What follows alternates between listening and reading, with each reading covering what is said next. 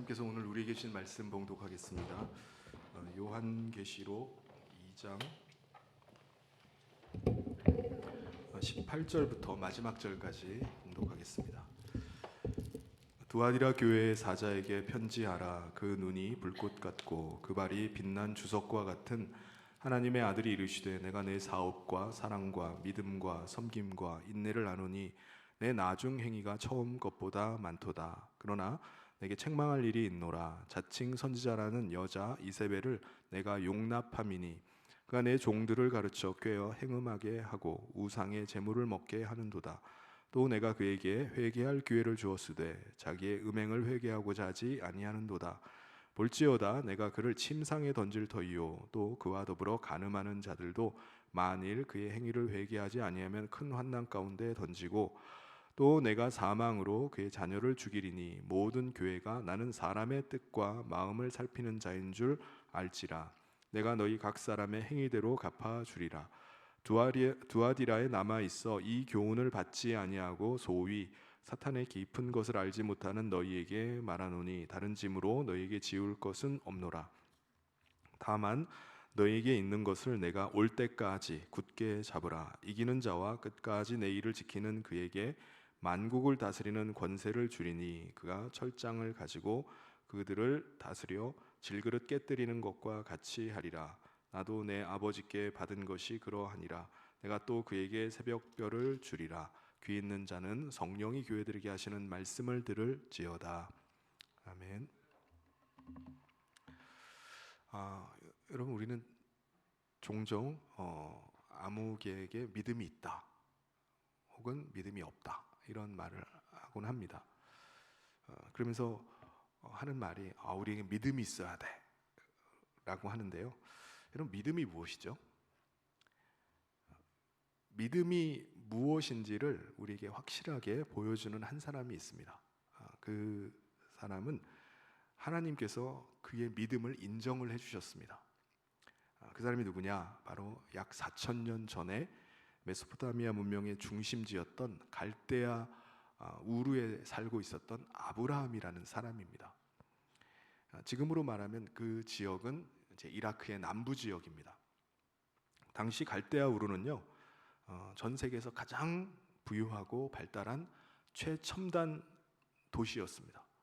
인도와 이집트의 배들이 계속 오가는 국제 무역 항구였고요. 또 온갖 물품들이 거래가 되는 아주 풍성한 상업의 중심지가 바로 갈대아 우르였습니다.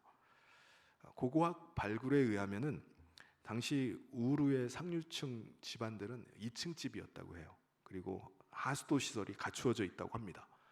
지금으로 보면 굉장히 놀라운 거죠. 그리고 그곳이 인류 최초의 문자가 사용된 곳이라고 이렇게 말을 합니다. 아브라함은 이런 큰 대도시에서 풍요롭고 편리한 문명의 혜택을 누리면서 살았던 사람입니다. 당시는 노아의 홍수가 일어난 지 이제 300년 정도 지난 시점이었어요. 인간들은 굉장히 급속도로 번성을 하고 또 전 세계 각지로 흩어져서 이제 살기 시작하던 때입니다. 당시에 노아가 아직 살고 있었던 때예요. 그럼에도 불구하고 사람들은요, 금방 또 하나님을 잊어버리기 시작합니다. 하나님을 섬기질 않고 오히려 온갖 우상들을 만들어서 섬기기 시작했습니다.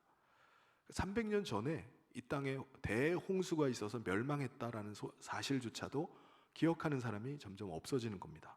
그때 하나님께서 이 세상을 완전히 다시 멸망시키시고 새롭게 새하늘과 새 땅으로 창조하실 것을 계획하셨어요. 그곳에 살게 될 동물과 식물도 다시 새롭게 완전히 새로 창조하기를 원하셨습니다. 그럼 인간은 어떻게 되죠? 하나님께서는 인간만은 그 나라에 데리고 들어가길 원하셨습니다. 누가 그 나라에 들어갈 수 있을까요? 하나님께서 누구를 데려가길 원하실까요? 하나님께서 초청하실 때 그 부르심에 따르는 사람입니다. 그 사람을 데리고 들어가길 원하십니다. 하나님은 아브라함에게 새롭게 창조할 땅에 들어가겠냐고 할 때 아브라함은 하나님의 부르심에 믿음으로 따라가겠다고 했어요. 하나님께서 부르신 그 새하늘과 새 땅은요, 가시적으로 보이는 곳이 아닙니다. 아직 임한 나라가 아니에요. 그럼에도 불구하고 아브라함은 그곳이 어디인지 몰라요. 어떻게 갈지도 몰라요. 그럼에도 불구하고 하나님께서 인도하시는 대로 믿음으로 따라갔습니다. 히브리서 11장 8절에서 그것을 말씀하는데요, 믿음으로 아브라함은 부르심을 받았을 때 순종하여 장래 유업으로 받을 땅에 나아갈새 갈 바를 알지 못하고 따라갔다고 말씀합니다. 하나님은 그 아브라함의 믿음을 정말 귀하게 여기셨어요. 당시 인간들은 어떻게 살아가죠? 다 각자 자기 집을 가지고 자기 땅을 소유하고 자기 문명을 만들고 자기 나라를 만들어서 살아갑니다. 당시 아브라함의 나이가 75세였어요.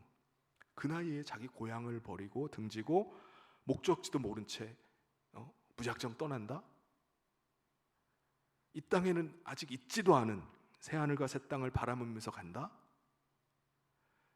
그곳에 임할 하나님이 예비하실 그 성을 바라보면서 간다? 예. 여러분, 이건 다른 사람이 보기엔요, 이건 미친 겁니다. 아브라함의 믿음은요, 진짜 미친 거예요. 그게 아브라함이 가진 믿음이었습니다. 하나님은 하나님의 나라를 사모하는 그 아브라함을 기뻐하셨어요. 그리고 그 아브라함의 하나님이라고 일컬음 받는 것을 전혀 부끄럽게 여기지 않으셨습니다. 자랑스럽게 여기시는 거예요. 그래서 히브리서 11장 16절에서 이렇게 말씀합니다. 그들이 이제는 더 나은 본향을 사모하니 곧 하늘에 있는 것이라. 이러므로 하나님이 그들의 하나님이라 일컬음 받기를 부끄러워하지 아니하시고 그들을 위하여 한 성을 예비하고 계신다고 말씀합니다. 아브라함은요, 하나님의 말씀 믿고 자기 아내 그리고 조카 그리고 자기 아버지를 모시고 무작정 떠났어요. 아브라함이 갈 곳은 어디 보이는 곳이 아닙니다. 그렇지만 아브라함은 믿음으로 하나님께서 인도하신 곳을 따라서 갔던 것입니다. 그래서 아브라함은요, 이 땅에 사는 내내 나그네로 살아갔어요. 어느 한 곳에 자기가 살 곳을 정하더라도 거기다가 집을 짓고 살진 않았습니다. 그냥 임시로 거처할 수 있는 장막을 지어놓고 사는 거예요. 왜 이렇게 살죠? 하나님께서 또 가라고 하시면 언제든지 갈 수 있도록 떠날 준비를, 만반의 준비를 하고 살았던 겁니다. 히브리서 11장 9절에 믿음으로 그가 이방의 땅에 있는 것 같이 약속의 땅에 거류하여 동일한 약속을 유업으로 함께 받은 이삭 및 야곱과 더불어 장막에 거하였다고 말씀합니다.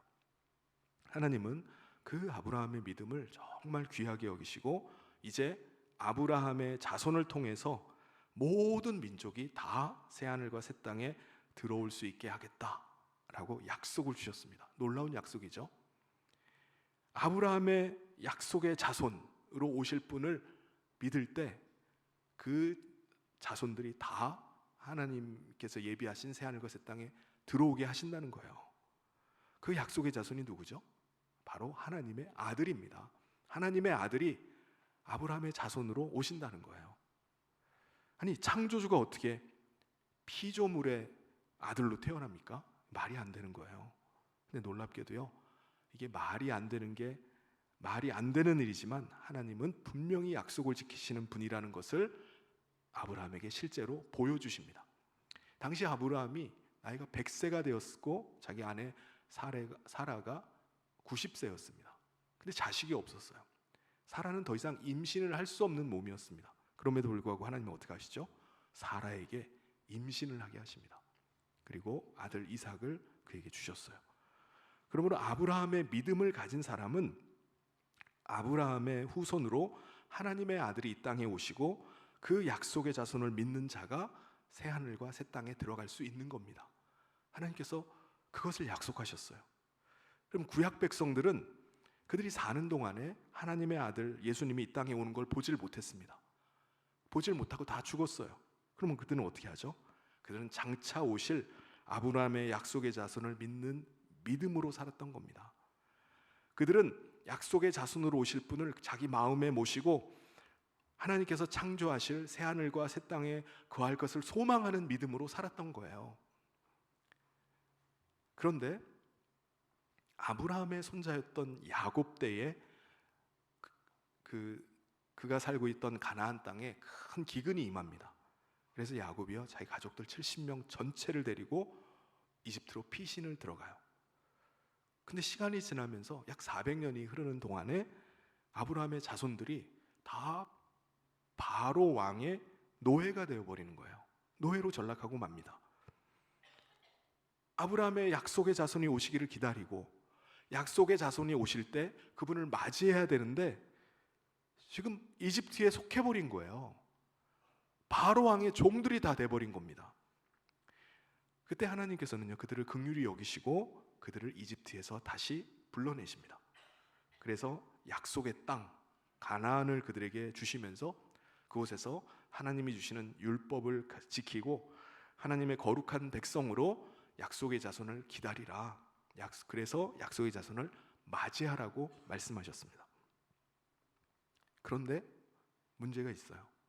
가나안 땅에 들어와서 그 땅에 정착하게 된 아브라함의 자손들은요 그 땅에 정착해서 농사를 짓고 목축을 하고 자기 집을 짓고 살아가면서 아브라함의 믿음을 잃어버린 거예요. 왜요? 왜 잃어버리죠? 약속의 자손을 통해서 새 하늘과 새 땅에 들어가는 것보다 그들에게 더 중요한 게 뭐죠? 지금 현실이에요. 현실. 지금 그들이 이 땅에서 농사 짓고 이 땅에서 먹고 사는 일이 그들에게 더 중요하게 여겨진 겁니다. 그래서 아브라함의 약속을 가지고 새하늘과 새 땅에 들어가게 되는 것을 까맣게 잊어버린 거예요. 그 와중에 사탄이 아브라함의 자손들을 미혹을 합니다. 어떻게 미혹하죠? 아브라함의 믿음을 포기하고 이 세상에 속한 자로 살게 만드는 거예요. 그냥 이 땅에서 풍요롭고 평안하고 안전하게 사는 게 최고라고 그것을 소망하면서 살게 만드는 겁니다. 여러분, 아브라함의 믿음을 포기한 사람들의 특징이 있어요. 그것은 하나같이 우상을 섬긴다는 겁니다. 왜 우상을 섬기죠? 우상을 섬기는 이유는 하나예요.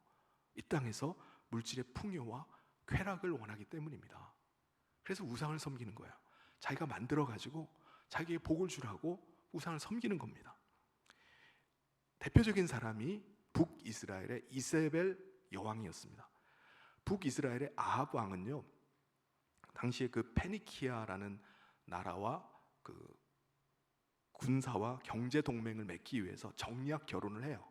그래서 페니키아 왕의 딸 이세벨과 결혼을 합니다.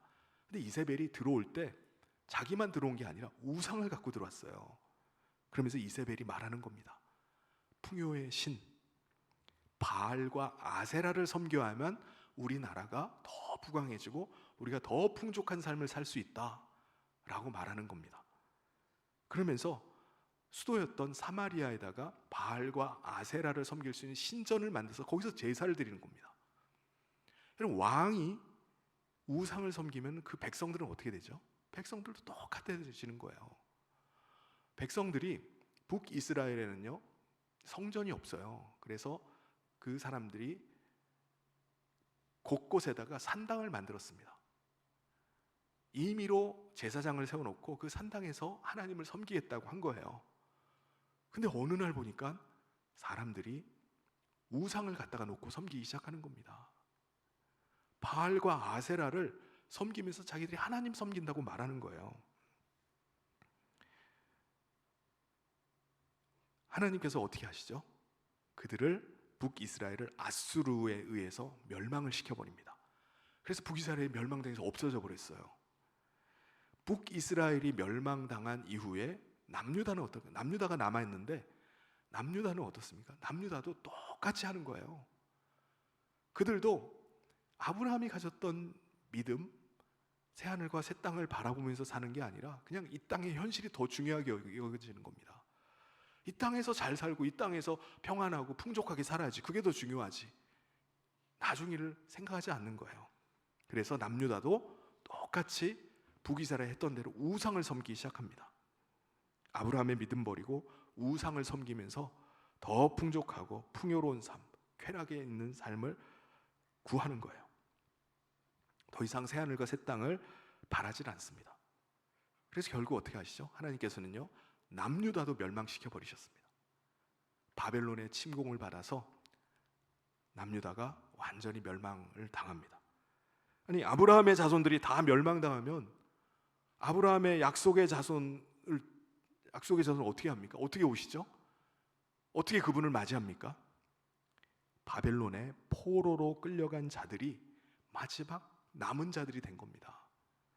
하나님께서는요, 타락한 이스라엘 백성 아브라함의 자손들을 통해서 오시는 걸 원치 않으세요. 하나님은 남은 자들, 끝까지 믿음 지키고 남은 자들을 통해서 다시 시작하기를 원하시는 겁니다. 하나님은 아브라함의 믿음을 가진 자들을 데리고 새하늘과 새 땅에 들어가기를 원하시는 거예요. 그래서 40년 후에 남은 자들을 이제 다시 예루살렘으로 돌아오게 하셔서 그들로부터 다시 시작이 된 거예요. 그리고 나서 500년이 흘렀습니다. 하나님께서 약속하신 대로 지금부터 2000년 전이죠. 하나님의 아들을 이 땅 가운데 보내주셨습니다. 여러분, 멜기세덱의 반차를 따르는 대제사장으로 오신 예수님은요, 아론의 반차를 따르는 대제사장들처럼 짐승을 잡아서 하나님께 나가는 게 아니에요. 대제사장 자신이 직접 어린 양 제물이 되시는 겁니다. 대제사장이신 예수님께서 자신을 위해서 대신 죽으셨다는 사실을 믿는 자마다 예수님과 함께 자신의 옛사람이 죽어요. 그리고 하나님께서 보내신 그리스도의 영을 받아서 새 생명으로 거듭나게 하셨습니다. 하나님, 아브라함의 믿음을 가진 사람들은요, 약속의 자손 예수님을 통해서 새로운 생명, 새 하늘과 새 땅에 거할 수 있는 새 사람으로, 새 피조물로 거듭나게 된 겁니다. 그래서 거듭난 사람, 새로운 피조물이 된 그 사람은 아브라함이 가졌던 믿음처럼 새 하늘과 새 땅을 바라보면서 이 땅에서도 장차 들어갈 하나님 나라 거룩한 백성으로 살아가는 겁니다. 여러분, 오늘 여러분은 그 아브라함의 믿음을 여러분도 가지고 계시나요? 아니면은 이세벨의 가르침을 따라서 하나님을 우상처럼 섬기고 계신가요? 현실이 더 중요하다고 생각해서 이 땅의 풍요와 번영과 쾌락을 꿈꾸면서 하나님을 그런 우상으로 여기고 그렇게 섬기고 계십니까? 사실 우리는 각 사람들이 어떤 믿음을 가지고 있는지는 잘 몰라요. 이 사람이 새하늘과 새 땅을 소망하면서 그것을 바라보는 믿음으로 살아가고 있는지, 아니면은 그냥 이 땅의 풍요, 이 땅의 쾌락을 구하는 믿음을 가지고 살아가는지 우리는 몰라요. 우리 자신도 때로는 내가 지금 가지고 있는 믿음이 아브라함의 믿음인가, 아니면 이세벨이 가지고 있었던 하나님의 우상처럼 나를 돕고 나를 부요하게, 나를 풍요롭게 하는 우상으로 하나님을 섬기고 있는 건지 잘 모를 때가 있어요. 근데 우리의 믿음을 아시는 분이 있습니다. 누구시죠? 예수님이세요. 예수님은 불꽃 같은 눈으로 우리의 마음을 들여다보십니다. 여러분, 우리가 예수님의 눈을 속일 수는 없어요. 사람들은 혹 속일 수는 몰라요. 근데 예수님은 속일 수가 없습니다. 예수님은 불꽃 같은 눈으로 우리의 믿음을 가려내시고 온전한 믿음 가운데 있는 자들은 건져내셔서 새하늘과 새 땅에 들어가게 하시지만, 그렇지 않은 자들은 빛나는 주석 같은 발로 밟아서 심판을 하십니다. 그게 오늘 읽었던 18절 말씀입니다. 우리 같이 한번 읽어보도록 하겠습니다. 시작. 두아디라 교회의 사자에게 편지하라. 그 눈이 불꽃 같고 그 발이 빛난 주석과 같은 하나님의 아들이 이르시되. 예수님께서 불꽃 같은 눈으로 두아디라 교회를 향해서 말씀하시는 거예요. 그리고 두아디라는 자주색, 염색 기술과 그리고 옷감을 만드는 직조술이 아주 발달했던 곳입니다. 당시에 이 자주색 옷감은요, 굉장한 사치품이었다고 해요. 귀족들, 이런 사람들이 입는 옷이 자주색 옷감이었습니다. 로마 제국의 직할 식민지였던 빌립보라는 지역에 마케도니아에 있는 빌립보라는 지역에 많은 퇴역한 장성들, 장군들이 살고 그리고 여러 귀족들이 살던 곳이 빌립보였습니다. 그래서 귀족들이 많이 소비층이 많이 있는 빌립보 이 지역에 두아디라 출신의 루디아라는 여인이 옷감을 팔기 위해서 그곳으로 가요. 그래서 빌립보에서 자기 고향 두아디라에서 자주색 옷감을 떼다가 거기서 파는 거예요. 특이하게 루디아는요, 하나님을 믿고 경외하던 여인이었습니다. 이방인인데 하나님을 알고 하나님을 경외하게 된 거예요. 그런데 AD 51년에 사도 바울이 빌립보에 2차 선교 여행을 가게 됩니다. 그때 빌립보에서 이 루디아가 사도 바울을 만나게 돼요. 그래서 그로부터 복음을 듣고 거듭나게 됩니다. 사도행전 16장 14절에 나오는데요, 두아디라 시에 있는 자색 옷감 장사로서 하나님을 섬기는 루디아라 하는 한 여자가 말을 듣고 있을 때 주께서 그 마음을 열어 바울의 말을 따르게 하신지라. 거듭난 루디아는요, 그때부터 그리스도의 복음 전하는 일에 자신의 삶을 드리게 됩니다. 자신의 집을요, 예배당으로 쓰는 거예요. 그래서 사람들을 모아서 같이 예배를 드리고 전도를 해서 빌립보 교회가 세워졌어요. 그리고 거기서 그치지 않고 자기 고향 두아디라에도 복음을 전해서 두아디라 교회가 생겼습니다. 두아디라 교회 성도들이 가진 믿음도 바로 아브라함의 믿음이었어요. 세상에 살지만 새하늘과 새 땅을 바라보면서 하나님 나라에 속한 자로 이 세상을 살아가는 겁니다. 자신들이 가진 물질로 다른 사람들을 섬기는 거예요. 사랑을 가지고 다른 사람을 봉사하는 일을 하기 시작하는 거예요. 왜요? 그 사람들을 하나님께 속한 자로 삼기 위해서입니다. 여러분, 두아디라에서 이 믿음 가지고 사는 건 쉬운 일이 아니에요. 그럼에도 불구하고 인내함으로 그들이 살아갔습니다. 우리 19절 말씀을 같이 한번 읽어보겠습니다. 시작. 내가 내 사업과 사랑과 믿음과 섬김과 인내를 아노니 내 나중 행위가 처음 꽃보다 많도다. 여러분, 오늘도 아브라함의 믿음 가진 사람은요, 믿음으로 자기의 믿음을 삶으로 증거하면서 살아가요. 이 사람 진짜 믿음 있는 사람이구나. 믿음은 보이지 않지만 그의 삶을 통해서 그의 믿음을 보게 되는 거예요. 다른 사람을 사랑하면서 섬기면서 그렇게 살아갑니다. 잠시 그렇게 사는 게 아니에요. 자신의 평생을 그렇게 인내함으로 살아갑니다. 지난 2년 동안 여름이면은 미얀마 개혁신학교에 들어오는 세 분의 권사님들이 계세요. 이분들은 여름 휴가를 미얀마에서 보내세요. 이분들은요, 나흘 동안 학교에서 하루 종일 학생들과 또 교직원들, 또 유치원 아이들, 또 성도들까지 모두 머리를 깎아줘요. 여학생들은 파마도 해준다고 합니다. 이분들은 미용사신데 자신들이 가진 재능으로 선교지에서 섬기는 일을 하는 거예요. 학생들 중에 아웅메라는 학생이 있어요. 작년에 입학한 BTH 1학년 학생인데요. 이 학생이 걷는 걸 보니까 엉거주춤 앉은 자세로 이렇게 양쪽 다리를 완전히 벌려가지고 막 이렇게 안짱다리로 걸어가는 거예요. 선천적인 장애가 있는 줄 알고 선교사님께 물어보니까 선교사님 얘기로는 학교 입학하기 전에 말레이시아에 일을 하러 갔다가 오토바이 사고를 당해서 장애를 갖게 됐다는 겁니다. 당시에 말레이시아에 불법으로 입국해서 병원 치료를 못 받고 그냥 집에서 그냥 치료를 한 거예요. 낫고 보니까 장애가 생긴 겁니다. 저는 너무나 안타까워서 선교사님께 지금이라도, 아직 나이가 20살인데 지금이라도 회복이 가능한지 검사라도 좀 밖에 병원 가서 검사라도 좀 해보면 어떻겠느냐라고 말씀을 드렸어요. 근데 학교 재정이 여의치가 않아가지고 그냥 차일피일 미루고 있었습니다. 그러던 차에 지난 2월 달에 세 분의 권사님이 아웅마 학생의 수술에 쓰라고 수술비를 송금해 오신 거예요.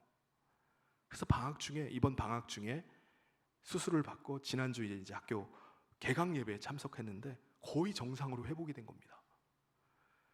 밝은 모습의 이 학생이 사진을 잠깐 보시면은 이게 요번에 이제 개강 예배 드리고 같이 단체 사진을 찍은 거예요. 그 다음 사진 보면은 이 학생이 아웅마 학생이에요. 세 분의 권사님들은요, 자신들이 가진 재능으로 머리를 깎아주는 섬김이 바로 하나님 나라 복음 전하는 일이에요.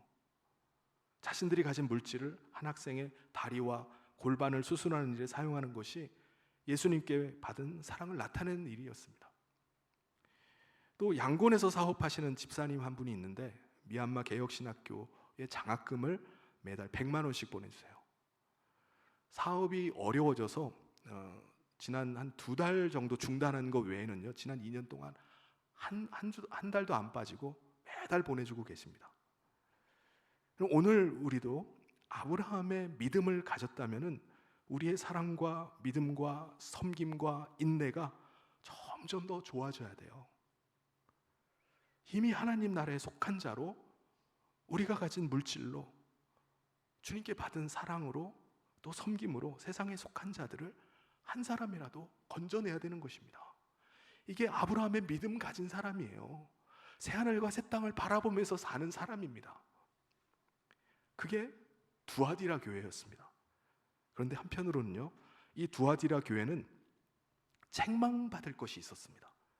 뭐냐면은 두아디라 교회 안에 이세벨의 가르침을 허락해 준 거였어요. 당시에 두아디라에는요, 상인 조합이 있었는데 사업을 하려면은 이 조합에 가입을 해야 됩니다. 근데 조합은 황제 숭배하는 일에 앞장을 섰어요. 당시 로마 황제를 신처럼 섬기는 일에 앞장을 쓴 겁니다. 그래서 조합원이 되려면 어떻게 해야 되죠? 황제 숭배에 참여를 해야 됩니다. 예수님 믿기 전에는 상관없어요. 황제를 숭배하든 뭐 하든. 근데 예수님을 믿고 나니까 황제 숭배가 걸리는 거예요. 이거를 거부를 하면은 조합원으로 있을 수가 없는 겁니다. 근데 내가 아브라함의 믿음을 가진 자로 새하늘과 새 땅을 소망하는데 이걸 포기하자니 어려움이 있는 겁니다. 조합에서 만약에 퇴출이 되면은 생계가 막막한 거예요. 이때 두아디라 교회에 자칭 선지자라고 하는 한 사람이 들어와서 성도들에게 이세벨의 가르침을 가르치는 거예요. 이세벨의 가르침이 뭘까요? 하나님의 뜻은 우리 믿는 자가 이 땅에서 물질적인 부를 누리고 풍요롭게 사는 게 하나님의 뜻입니다. 세상 사람들에게 무시당하지 않고 힘있고 당당하게 사는 게 하나님의 뜻입니다. 근데 우리가 왜 그 하나님의 뜻을 거슬러서 자기 스스로 사람들에게 손가락질 당하고 비난받는 삶을 살려고 하십니까? 그건 하나님이 기뻐하시는 뜻이 아닙니다. 하나님만 잘 믿으면은 우상 숭배하는 거 이건 아무 문제도 안 됩니다. 음행하는 일이라 할지라도 행복하게 사는 건 하나님이 기뻐하시는 일입니다. 그건 죄가 될 수가 없습니다. 이렇게 가르치는 거예요. 이세벨의 가르침은요, 과거 이세벨 여왕처럼 성도들을 위로하면서 우상 숭배를 정당화하고 또 믿음을 변질시켜 버립니다. 하나님을 자기가 필요할 때만 찾는 분, 하나님은 우리를 마땅히 도와야만 되는 우상처럼 섬기게 하는 거예요. 하나님을 우상 중에 하나처럼 내가 만들어가지고 내가 필요할 때 도움받는 그런 분으로 여기게 만드는 겁니다. 이세벨의 이 가르침에 현혹된 성도들은요, 당당하게 우상을 섬기기 시작하는 거예요. 우상에게 바쳐진 것을 갖다가 먹고 음행하는 일도 거리끼질 않아요. 그냥 같이 참여하는 겁니다. 많은 성도들이 그 가르침을 쫓아가는 거예요. 20절 말씀을 같이 한번 읽어보겠습니다. 시작. 그러나 내게 책망할 일이 있노라. 자칭 선지자라는 여자 이세벨을 내가 용납함이니 그가 내 종들을 가르쳐 꾀어 행음하게 하고 우상의 재물을 먹게 하는도다. 여러분, 성도들의 입장에서 보면은 거짓 선지자가 이세벨의 가르침을 가르치는 게 훨씬 매력적으로 다가옵니다. 그렇죠? 아브라함의 믿음 가지고 새하늘과 새 땅을 바라보면서 사는 삶, 굉장히 어리석어 보여요. 현실을 무시하는 삶, 정신 나간 삶으로 보입니다. 누가 봐도 이세벨의 가르침을 따라서 사는 사람이 훨씬 더 행복해 보여요. 만족스러운 삶을 살고 더 복받은 삶을 사는 것처럼 보입니다. 아무 문제가 없어요. 여러분, 사탄은요, 예수님의 대속의 은혜를 믿음으로 구원받아서 하나님께 속하게 된 사람들을 그냥 두질 않습니다. 이 사람이 구원받았으니까 그 믿음 가지고 그냥 살도록 그냥 내버려 두지 않아요. 다시 세상으로 끌어들이려고 합니다. 그래서 사탄은 오늘도 이 이세벨의 가르침으로 성도들을 미혹을 해요. 그래서 이 땅에서의 삶을 풍요롭고 물질에 매여서 우상을 쫓아서 살게 하는 겁니다. 여러분, 오늘 믿는 자 안에 거하시는 예수님은요, 우리에게 진리를 알려주십니다. 그리고 계속해서 우리를 진리로 권면해 주시고 이세벨의 가르침을 따라서 사는 삶이 있다면 우리를 계속 책망하십니다. 치시기도 하세요. 아브라함의 그 믿음에서 떠났다면은 회개하고 돌아오기를 예수님은 계속 기다리십니다. 근데 여러분, 한번 우리가 세상의 부와 명예와 쾌락을 맛보고 쾌락에 다시 빠지게 되면요, 다시 돌아오는 게 너무나 어렵습니다. 21절을 같이 한번 읽어보겠습니다. 시작. 또 내가 그에게 회개할 기회를 주었을 때 자기의 음행을 회개하고자 하지 아니하는도다. 여러분, 예수님은 계속 이렇게 깨닫지 못하고 돌이키지 않고 거부하고 계속 이세벨의 가르침을 쫓아서 그렇게 세상에서 살아가면 어떻게 하실까요? 아까 예수님이 어떤 분이라고 말씀하셨죠? 빛나는 주석과 같은 발, 청동발을 가지고 계신 분이 예수님이십니다. 돌이키지 않는 자들을 예수님은 단호하게 심판하시고 그 발로 밟으시는 거예요. 이세벨을, 과거에 구약시대 아방의 부인이었던 이세벨 여왕을, 그를 죽이고 그의 아들도 죽였습니다. 이세벨을 심판하듯이 예수님께서는요, 이세벨의 가르침을 계속 따라가는 자들을 병상에 던져버리고 그 자녀들을 치시겠다라고 말씀하셨어요. 여러분, 예수님께서 우리를 구원하시기 위해서 십자가에 자기 자신을 내어주신 분이 어떻게 이렇게 단호하게 하시죠? 그렇게 하시는 이유가 뭡니까? 예수님은 우리의 생각과 마음을 살피고 계신 분임을 나타내기 위해서입니다.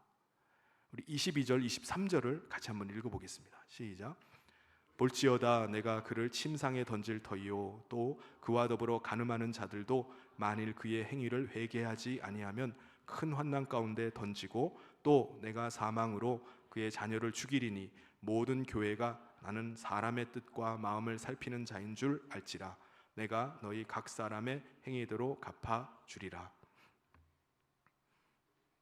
예수님께서 이렇게 하시는 이유는 오늘 우리가 아브라함의 믿음을 가지고 인내하면서 믿음으로 살아가는 것을 주님이 보고 계신다는 거예요.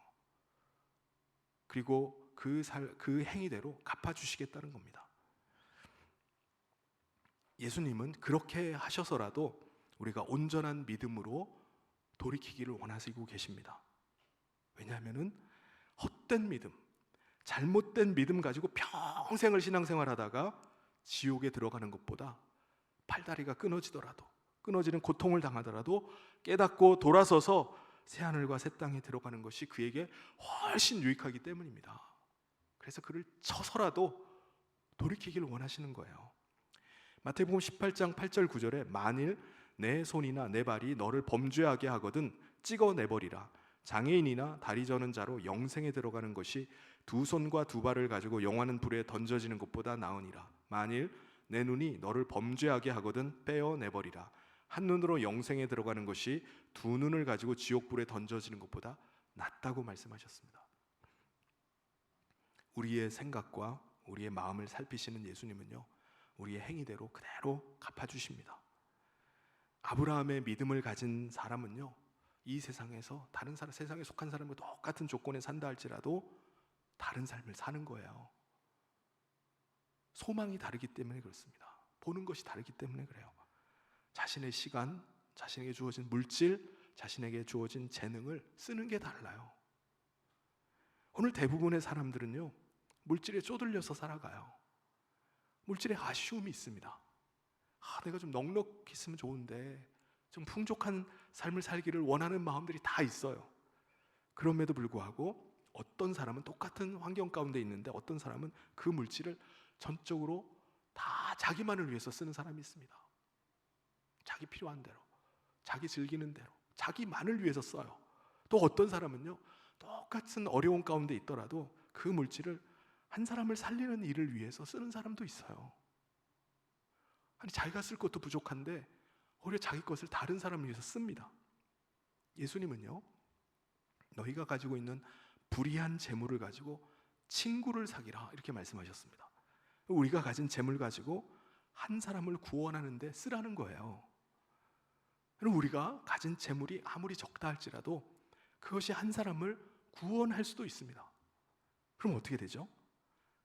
구원받은 그 사람이 우리보다 먼저 죽어서 낙원에 들어가면은 그들을 뒤따라가는 우리를 그들이 영접하는 겁니다. 그리고 그들이 예수님께 이렇게 증언할 겁니다. 예수님, 이 사람이 이 땅에서 저를 예수님의 사랑으로 돌보고 섬겼던 사람입니다. 자기가 가진 것을 가지고 자기보다 더 어려운 가운데 있던 저를 도왔던 사람입니다 라고 증언할 거예요. 누가복음 16장 9절에서 예수님께서 그것을 말씀하십니다. 우리 같이 한번 읽어보겠습니다. 시작. 내가 너희에게 말하노니 불의의 재물로 친구를 사귀라.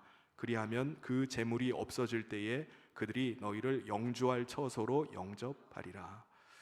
사랑하는 성도 여러분, 이세벨의 가르침에 빠져서 신앙생활을 하는 사람은 어떻게 하면은 이 땅에서 내가 행복한 삶을 살까? 이 땅에서 어떻게 하면은 내가 평안한 노년을 보낼 수 있을까? 그걸 생각하면서 살 겁니다. 근데 온전한 아브라함의 믿음을 가진 사람이라면요, 그 사람은 이 땅에서의 삶이 힘들다 할지라도 영원한 나라를 바라보면서 살아갈 것입니다. 한 사람이라도 그 나라에 함께 들어가기를 원할 거예요.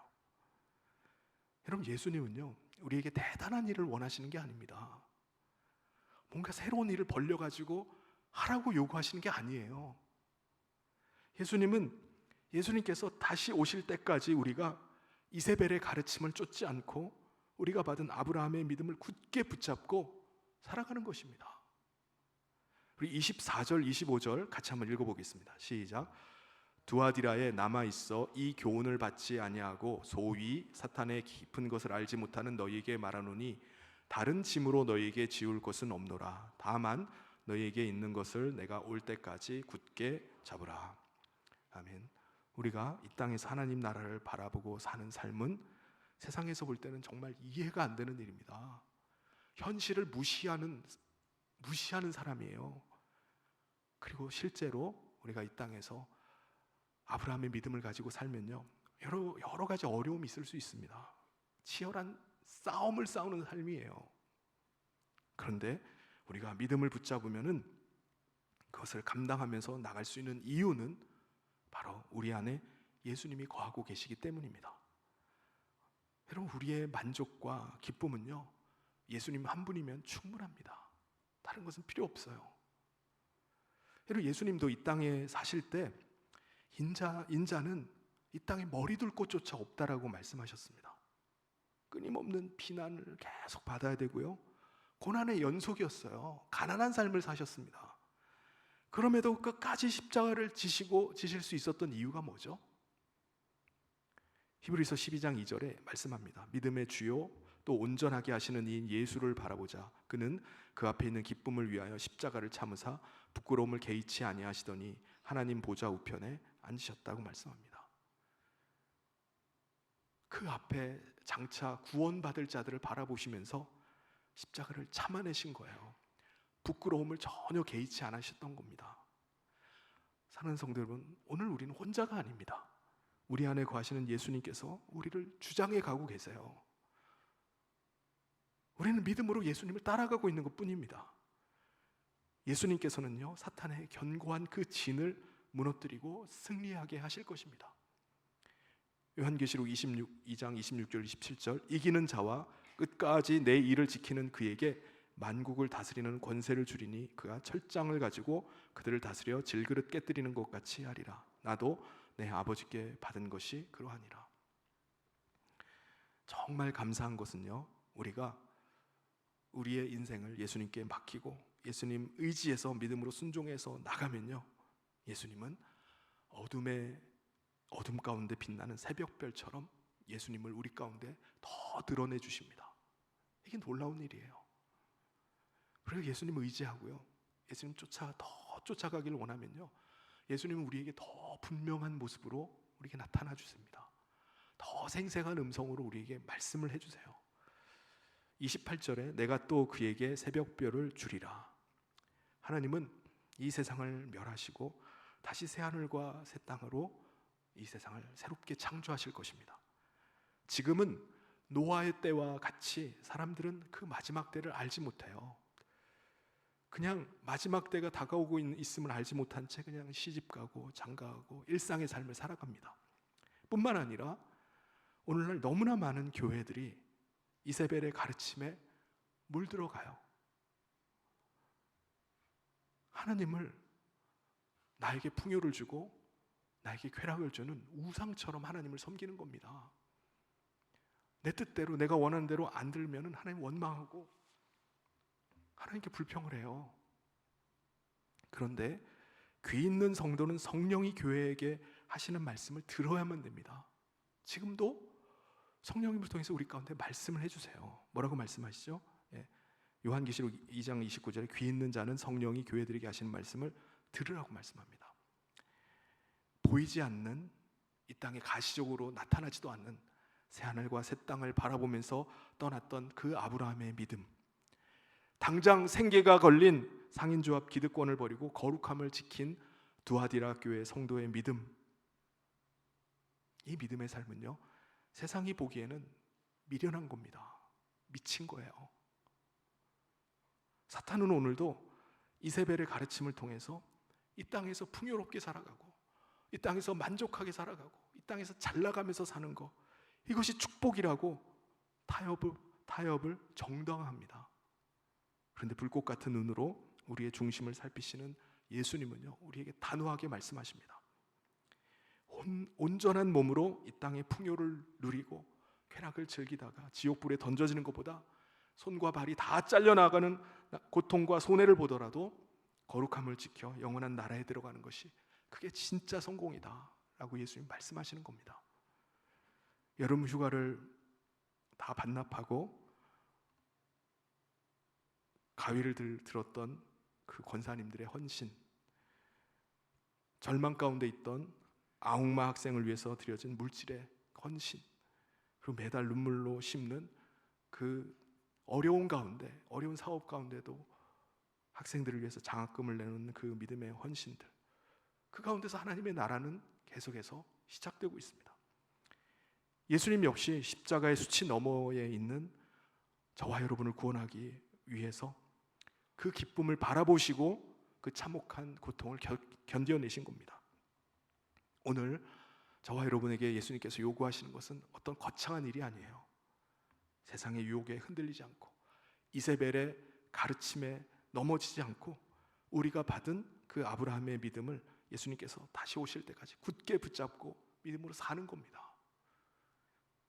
사랑하는 성도 여러분, 어둠 가운데 예수님을 의지해서 끝까지 믿음으로 이 믿음의 경주를 완주할 수 있기를 바랍니다. 그래서 예수님께서 우리 가운데 점점 더 샛별과 같이 분명하게 드러나고 그 예수님을 의지하는 믿음으로 끝까지 승리하는 우리 성인의 모든 성도님 되시기를 주님의 이름으로 축원합니다. 우리 같이 기도하도록 하겠습니다.